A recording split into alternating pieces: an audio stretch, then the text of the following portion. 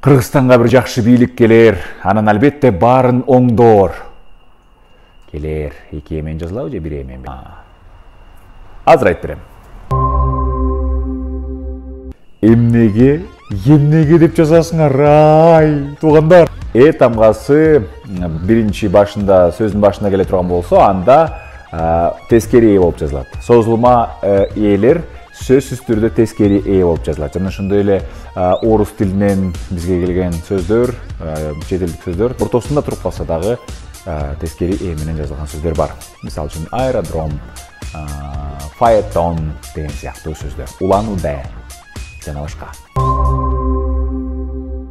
Этиш үндүү менен аяктай турган болсо, ар мүчөсү кошулганда анда созулма үндүү болуп жазылат. Мисалы үчүн ойло, ойлоор, башта, баштаар, иште, иштээр. Эгер үнсүз менен бүтө турган болсо, анда бир гана үндүү жазылат.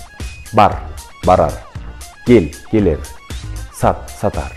Эгерде үндүү ы же и менен бүтүп калса, анда дагы бир үндүү кыскарат. Мисалы үчүн байы, байыр, жиби, жибир, чири, чирир.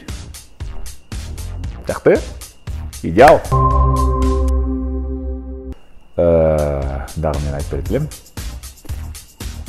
Кардым, мурдум, эрдим же карыным, эриним, мурунум.